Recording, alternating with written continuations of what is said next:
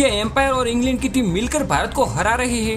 क्योंकि जब से ये टेस्ट सीरीज शुरू हुई है तब से लेकर इंग्लैंड की टीम ने जिस तरह की हरकतें करी और एम्पायर ने जो फैसले लिए वो बस एक ही बात की तरफ इशारा कर रहे हैं कि ये सब पहले से प्लान किया गया था भारत को हराने का, और आगे भी 2 मैचों में शायद यही होगा।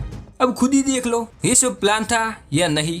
जैसे कि गिल को बिना बल्ले लगे आउट, जो रूट साफ LBW था फिर भी नॉट आउट, जायसवाल DRS में गलत आउट, सिराज सिर्फ जश्न मनाया और जुर्माना लग गया, जोफ्रा आर्चर गाली दी, कोई कार्रवाई नहीं, जैक क्रोली ने बार बार मैच रोका, एम्पायर चुप, इंग्लैंड बॉल बदलने गया तुरंत नहीं मिल गई, भारत बॉल बदलना चाहता था मना कर दिया गया, हर अपील इंग्लैंड की मानी गई, भारत की अपील को नजरअंदाज किया गया, इंग्लैंड ने ओवर स्लो खेले फिर भी कोई पेनल्टी नहीं, आखिर क्यों? दोस्तों तीसरे टेस्ट के पहली पारी में जब शुभमन गिल बैटिंग कर रहे थे तब इंग्लैंड के तेज गेंदबाज ने ऑफ स्टंप के बाहर एक गेंद डाली, पर गिल ने बल्ला पीछे खींच लिया जिसकी वजह से गेंद बल्ले को नहीं लगी। लेकिन फिर विकेट कीपर और स्लिप के खिलाड़ियों ने जैसे ही अपील की एम्पायर ने बिना सोचे सीधा उंगली उठा दी, और ये देखकर गिल भी हैरान थे कि इतना साफ दिख रहा है फिर भी कैसे उंगली उठा दी। लेकिन गिल को पूरा भरोसा था कि गेंद बल्ले पर नहीं लगी, इसलिए उन्होंने तुरंत DRS लिया और रिप्ले में साफ दिखा कि बल्ले से गेंद नहीं लगी थी, कोई स्वाइप नहीं आया, कुछ नहीं हुआ। फिर थर्ड एम्पायर ने बोला क्लियर एविडेंस नहीं है, यानी पक्का सबूत नहीं है कि गेंद लगी है या नहीं, तो ऐसे में गिल को नॉट आउट देना चाहिए, क्योंकि DRS का नियम यही कहता है कि अगर साफ सबूत नहीं है तो बल्लेबाज को फायदा मिलता है। लेकिन यहाँ पर गिल को नॉट आउट देने की बजाय उसे आउट दे दिया गया।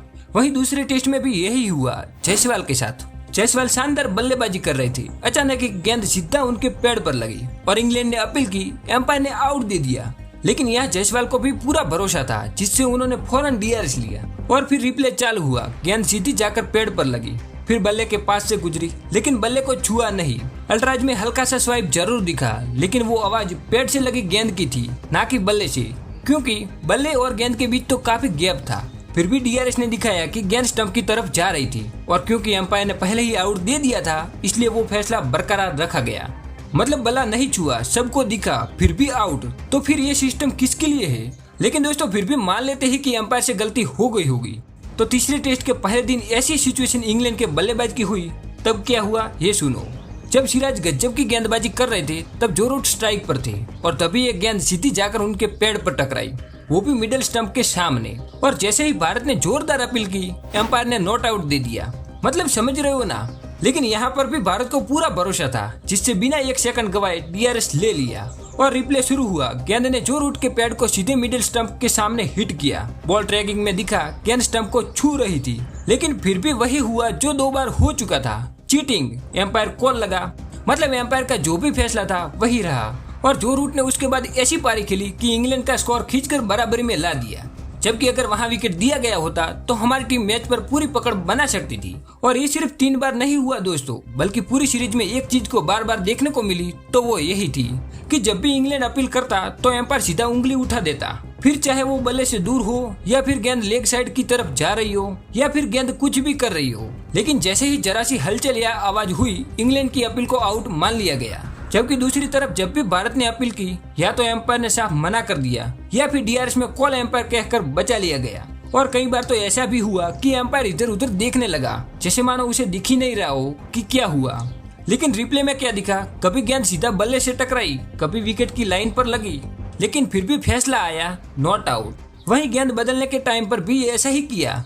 जब मैच के बीच में इंग्लैंड के गेंदबाजों ने एम्पायर से शिकायत की कि बॉल खराब हो गई है, तो एम्पायर ने बॉल देखी और बिना ज्यादा जांच किए तुरंत बॉल बदल कर दे दी।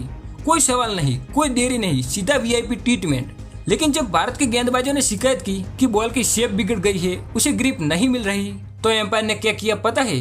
एम्पायर ने बॉल उठाई, घुमाई, देखी, दबाया और फिर साफ साफ मना कर दिया कि बॉल बदलने लायक नहीं है। मतलब भारत के लिए नो और इंग्लैंड के लिए यस सर। और भाई बात सिर्फ ये सब की नहीं थी, अब सिराज को भी देख लो। जब सिराज ने विकेट लेकर जोश में चिल्लाया, बल्लेबाज की तरफ देखा जो कि काफी खिलाड़ी करते हैं, और सिराज ने ना ही कोई गाली दी ना ही कोई बदतमीजी की, सिर्फ किया तो भावनाओं में बहकर सेलिब्रेट किया। लेकिन अगले ही दिन ICC का नोटिस आया, सिराज ने बल्लेबाज को उकसाया है और उस पर मैच फीस का जुर्माना ठोक दिया गया। जबकि दूसरी तरफ मैच के बीच में जोफ्रा आर्चर ने भारतीय खिलाड़ी को गाली दी, साफ कैमरे में रिकॉर्ड हुआ, आवाज भी आई, इशारा भी दिखा। लेकिन क्या हुआ? ना कोई फाइन, ना कोई चेतावनी और ना ही कोई कार्रवाई। यानी गाली दो, खेल बिगाड़ो, पर अगर इंग्लैंड से हो तो कोई फर्क नहीं पड़ता।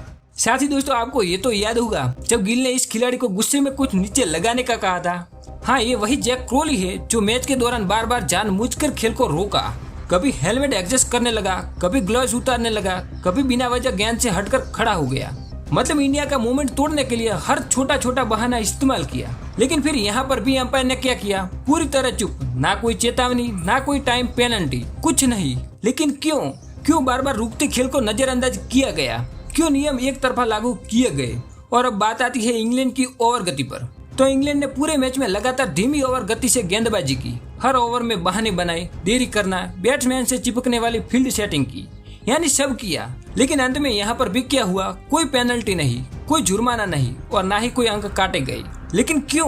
क्रोली स्लो खेले, टीम स्लो खेले, पर पेनल्टी 0। तो अब सवाल ये है कि क्या ये सब प्लानिंग थी? क्योंकि भारत हार रहा है या जीत रहा है उससे फर्क नहीं पड़ता। फर्क इससे पड़ता है कि क्या भारत को हारने पर मजबूर किया जा रहा है। दोस्तों आपको क्या लगता है, कमेंट में बता सकते हो।